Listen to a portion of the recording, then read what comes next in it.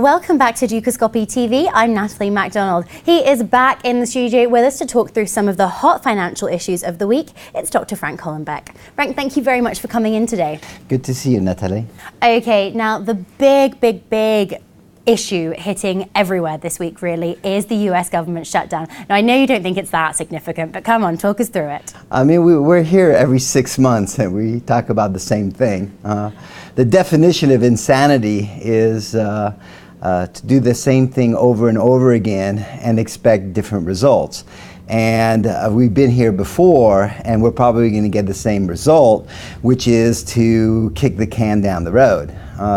We currently have a situation, like I used an example before, where we have basically two fat people who want to go on a diet, and they set a date, but they really don't want to go on a diet. And now what we have is one of the two people has said that the other person has to stop smoking. So the other person has said no, and now they've actually started their diet. But as soon as we start getting a little bit hungry, what's going to happen is both of them are going to get together and they're going to push the date forward. So this is going to be another kick the can down the road, and I guarantee you that in a month from now, then all this will be ancient history. Okay, and we can already see some of the inklings of what's going on to try to push the date forward. For example, there's already discussions about President Obama using the 14th Amendment to be able to extend the debt. And we again are talking about the $1 trillion coin. The problem is no one is really talking about the essential issue, which is you need to lose some weight, which means that you need to reduce the debt, which means that you need to cut government spending. Okay, to be honest, if it was me, I would just let it go on. I would force a cut in government expenditures by a third. Yes, the economy would tank. Yes, industrial production would collapse. Yes, GDP would crash. Okay, but I'd rather it occur now than it occur in a year or two from now, where the pain will be even greater. Okay, you can feel free to call me insane again, but we're going to talk about Europe and the mess that we are seeing now over in Italy. Come on, hit us with your views over there. Well, Italy is in the same situation it was yesterday, in the sense that its debt to GDP ratio is 130% debt to GDP ratio, and that's not going to change tomorrow. And Italy is talking about cutting taxes. Okay, and that's the right direction. They need to cut taxes, but they need to pay for it. Okay, and they're not really willing to pay for it. And by paying for it, what I mean is they have to cut government expenditures. Okay, so in other words, they want tax cuts, but they don't want to cut government expenditures, which means they're going to end up borrowing even more. Okay, already they're talking about missing their European target of 3%.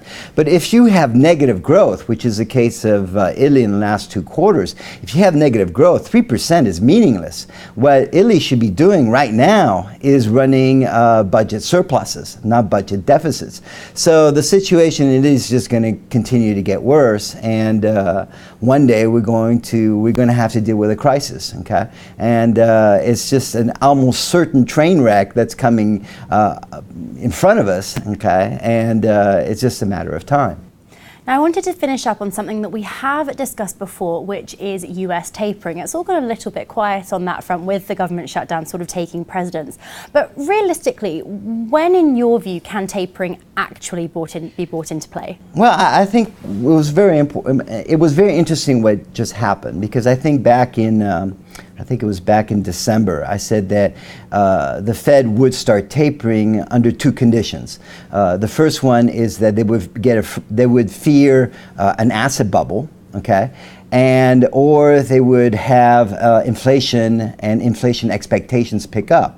So what happened is that a bubble did occur. In other words, the S&P shot up almost 20% in the first half of 2013, and the Fed started talking about tapering. But as soon as Wall Street started to complain, we saw that they decided they weren't going to taper. So now it's pretty clear that the Fed has said we don't care about asset bubbles. We'll let asset bubbles go. Okay, and they're likely to start tapering when inflation picks up. In other words, when inflation expectations pick up. But one thing we know about inflation is you treat inflation like you treat a sunburn. You don't wait until your skin is red before you deal with it. You deal with it before you leave your apartment. In other words, they should be dealing with it immediately, now. They should be tapering now. What they're going to probably do is wait until inflation picks up before they taper, but that's going to be too late. Okay, and then we're going to have to pay an even greater price. Now, what this implies, though, is that I would say that I would keep a very close eye on inflation and inflation expectations, and that implies that gold and equities will probably be a good investment in the United States until that actually occurs. So if I had to advise investment advice, it would be equities and gold in the next 6 months. Okay, well, thank you very much, Dr. Frank, for coming in and giving us your views. That's all we've got time for right now, but stay tuned to Dukascopy TV for plenty more exclusive interviews. Goodbye for now.